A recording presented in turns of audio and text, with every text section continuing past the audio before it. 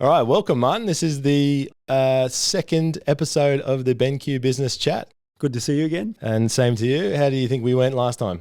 Yeah, last time was good for our first time ever, so hopefully we can improve this time around. Yes, look, I hope everyone's being nice and easy with us. We're doing our best to deliver the best that we can for them. And so last time we talked about proof of concept. So I wanted to stay on that sort of vein of thought and understanding about products, but also go a little bit deeper into the education sector. Now we have a lot of products that cover this space, and there's a lot of technology that is being developed, especially throughout 2020 with the pandemic, and something that's been accelerated is blended learning. So I wanted to talk a little bit more around that, and just to see whether we can get a little bit more of an understanding of that and what the future looks like as far as the classroom goes. Yeah, so the pandemic's really, as you said, accelerated that.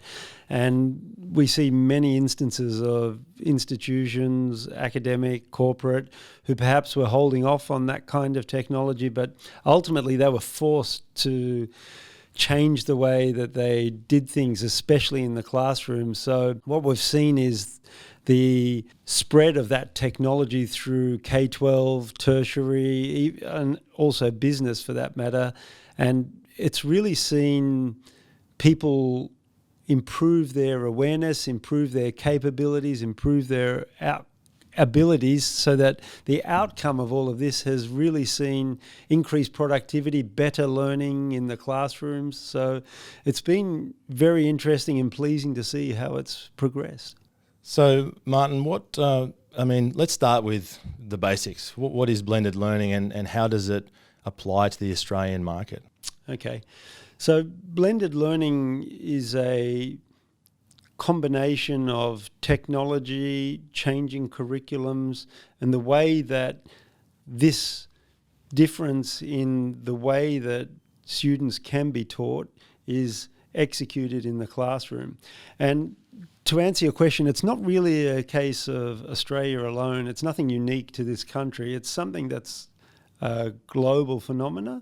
And it's something that has, in our opinion, really enhanced the way that students are receiving information. And it's nothing to do with being in or out of the classroom. It's simply a result of technologies that are being adapted to a different situation. And it could mean blended learning could be achieved with the teacher and the students being in the same room. It could be a case of the teachers teaching part of the curriculum in person and part of it is being done remotely, but it's just a way of using different technologies to achieve a better outcome in terms of the way that lessons are being presented. So which sector in particular do you think benefits most with integrated blended learning solutions? Would it be K-12, would it be higher education, or could it be something outside of that? Yeah, so blended learning can be adapted to any level of education, whether it's kindy even to primary school, high schools, or universities and colleges. There's no one that can't use it. However, when you look at education from the way that I see it, it's a case for me that tertiary education was the early adopter, in Australia at least, for blended learning. So the reason for that, in the way that I see it, is that some universities and colleges really have lecture theatres where there are 50, even 100 students at any given time. And the sheer scale of the lesson meant that they needed a huge screen, typically a projection device, and then smaller screens, whether it's an LCD monitor or a dumb panel, in being able to teach the lesson. So the way I personally see it is that tertiary was the early adopter, and high school, or K-12 even, is the late adopter. And that goes back to the traditional way of teaching primary or high school education, in that the traditional way in a especially in the public sector, was that all students were sitting in a typical classroom situation, and there was a blackboard that in the past was supplemented by an overhead projector and then a projector and now an interactive flat panel. You touched a little bit on it there about how blended learning has developed over the years. And I mean, you've been in the industry for a long time now, 16 years plus with BenQ.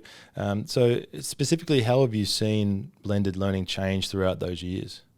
So 16 years ago or so, when I first joined BenQ, we were only selling projection devices into education.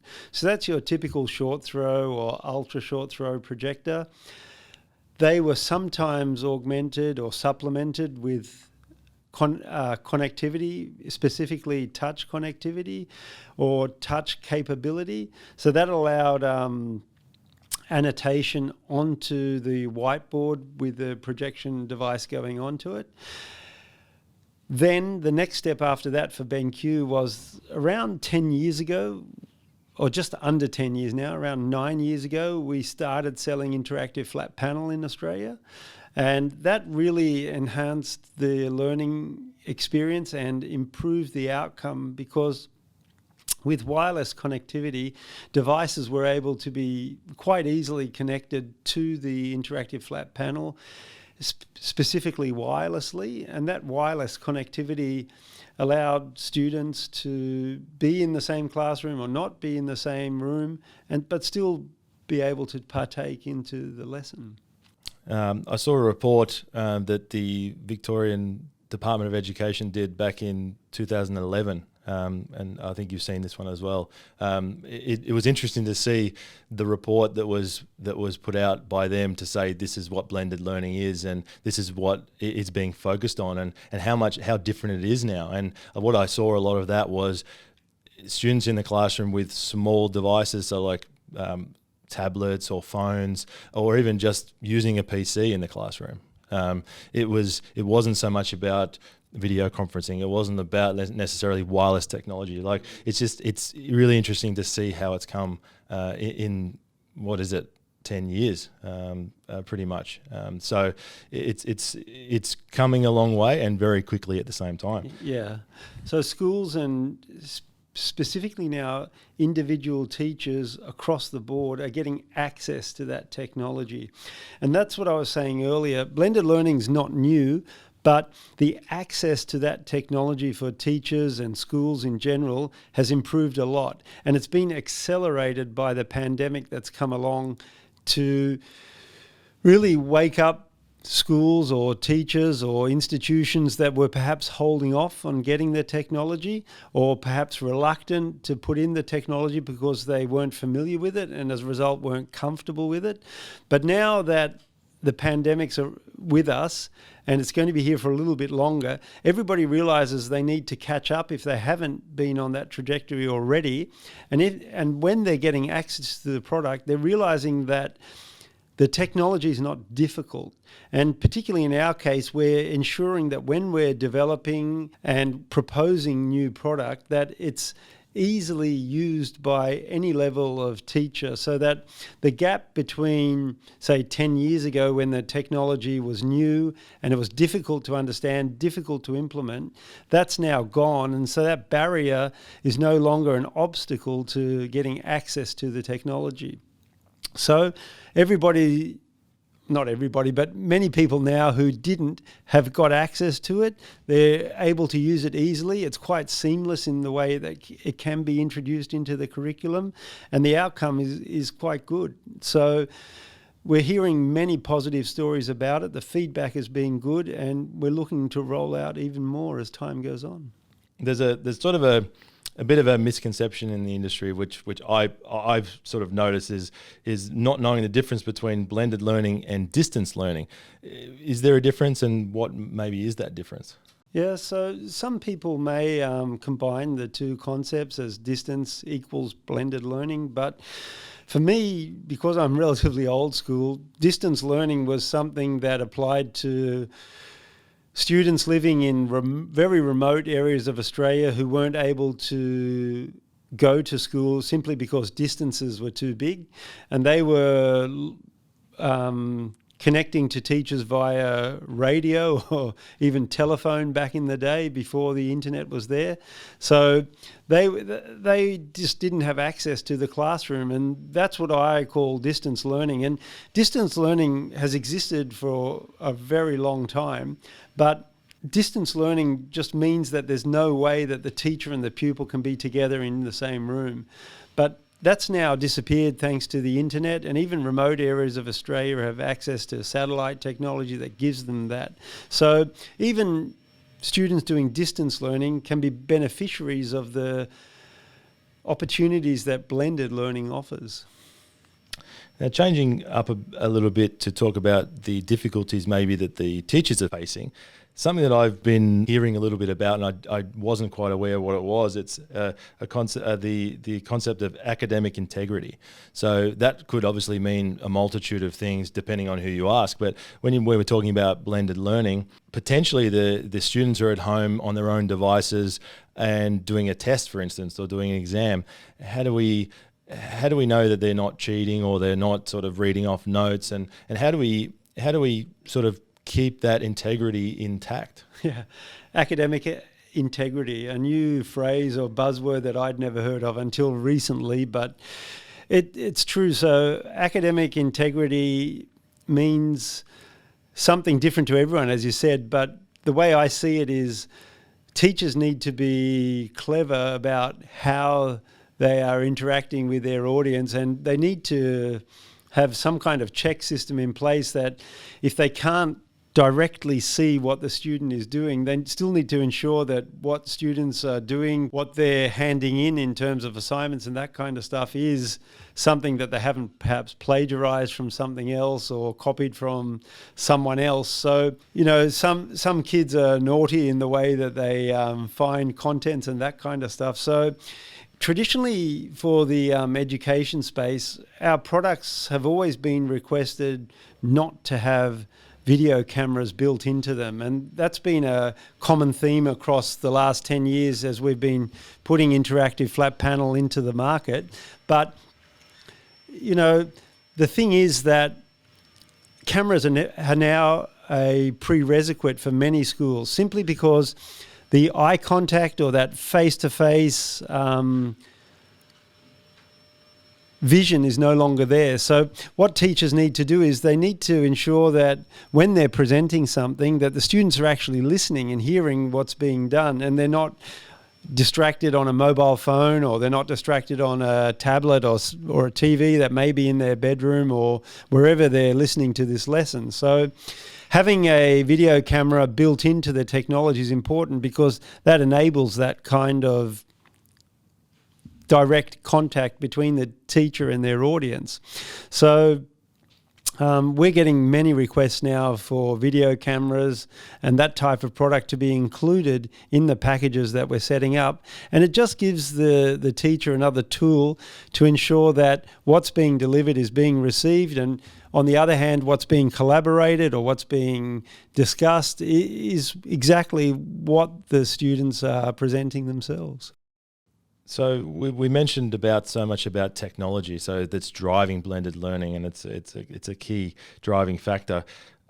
But how, in your opinion, or what we've seen across the industry, what sort of access do students and teachers have to the relevant technology to help them to achieve blended learning goals? Yeah. So it varies jurisdiction by jurisdiction. In Australia at least, every state government will have their own policy, they'll have their own strategy, and they'll have their own idea as to how they want to move forward. Then the private institutions, depending on their size, they'll also have their own way of moving forward on this. However, I just summarize it by saying that the access that this segment has to the technology is improving every single quarter. There are new features and benefits coming out with all kinds of product. The software has improved a lot. So generally speaking, the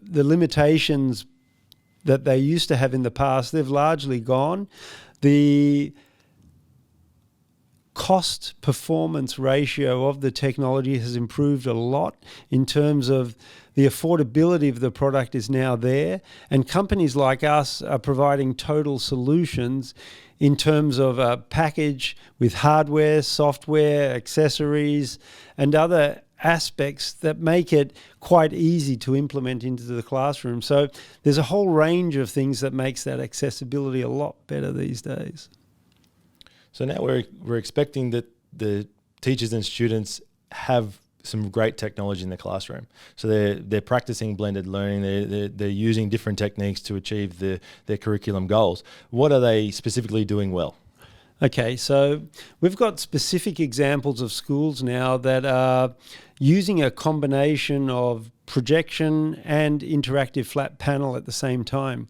What this means in practice is that the classroom has two visual displays that are being used to get the message across to the audience. So what this implies is that there's a large display screen which is a image that's coming from a projector. And the limitation of LCD panel technology is that it's really up to 100 inches. It's very difficult to get a single LCD panel that's larger than 100 inches that's affordable enough. So anything where an image over 100 inches is required, it's a projector. And these days we've launched our smart projectors which have built-in connectivity, built-in Android, built-in Bluetooth, built-in Wi-Fi, built-in hard disk, everything that's ready to go to enable simple connection in the same way that these panels, the ones behind us, are working. So what that means is that the teacher is able to use a panel like this one to do annotation, changes or presentation, but then the larger image which the students are looking at is the large projected image which is next to the IFP that may be closer to the teacher. But still, because the image is so big and the resolution is so good these days, the teacher can focus on the IFP and be in front of it and hide some of the image, but the larger image is available right next to it. And this is working so well, and it's working so well at tertiary level, it's working really well at K-12 level, and even in cram schools. We've got cram schools who are also using this blended technology because everybody's had to adapt due to the pandemic.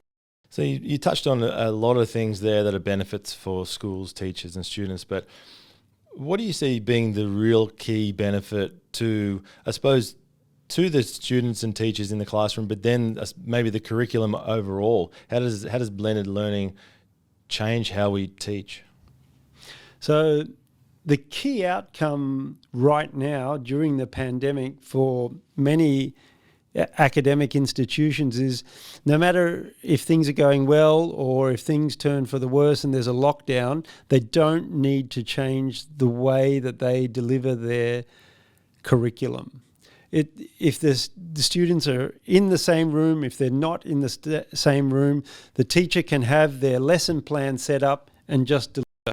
That execution wasn't at their fingertips in the way it was before. So it doesn't matter if it's a cram school business, if it's a private school, a public school, or if it's a university, everybody can just roll with the changes as they're coming along. They don't need to panic. They can rest assured that the technology does work and they can just go ahead as usual. That's the key benefit that I see. So to wrap things up, a question that you'll have to look into your crystal ball to answer. What is the future of blended learning? So at BenQ, and especially in my role, I see a key function that I have is to physically go to schools to see what's happening. I need to talk to people online, offline, especially in the education sector, to see what they need and what they want. The situation is evolving and nobody has the same situation. Everybody is slightly different. But whenever I talk to people, I see key trends or key themes coming out of what they're telling us. And that feedback is instrumental in coming through a company like BenQ so that we can go back to our researchers and developers at head office level and let them know what the market needs. So to answer your question, newer technologies will allow newer ways of teaching. What they are, in the short term, we have a pretty good idea about that, but in the long term, it's still evolving and it's still developing. So I wouldn't want to be here and pontificate and say this is the way it's going to go, because I'm not an education professional. Teachers are doing so well now to adapt to the current market situation in terms of the pandemic and how they have had to adapt, that we want to work with them, get an idea of what's going well, what's not going well, what can be improved, what needs to be improved. And we want to be in a position where we're delivering the products that they need, not the products that we want to make or we want to sell. And that's the way we've evolved around our products now. The healthcare features, the germ-resistant screen, the eye care features, the CO2 level indicators on our product. These are all features and benefits that we've implemented as a result of the feedback that we've got from the channel and from the teachers and from everybody who's involved in this industry. So we want to continue on that path and deliver what's needed and drive the best possible outcome for everybody concerned. And that's the main point, isn't it, Martin? It's driving the best outcomes for our schools. And we know that I suppose, educators in general, they're looking to boost the activities, boost the quality of outcomes, and become that global superpower that we want to be as far as education goes. And this is the way it's going to happen, I think, with the blended learning approach. Yes. So thank you so much for joining me again, Martin. This is the second episode of the BenQ Business Chat. It's been really, really exciting, and hope that everybody's got something out of it. And I want to thank everybody for watching and tuning in with us to listen to this topic today. If you want to learn any more about the BenQ technology, specifically blended learning solutions that we have, they can go to the benq.com.au website, and at the top left-hand corner, there's the business tab up there, and then you can go into the interactive flat panel, you can go into the smart projector or the LCD monitor, wherever. There'll be something there for everyone's needs. So until next time, Martin, thank you very much, and thank you, Dan. We'll see everybody next time. See you next month.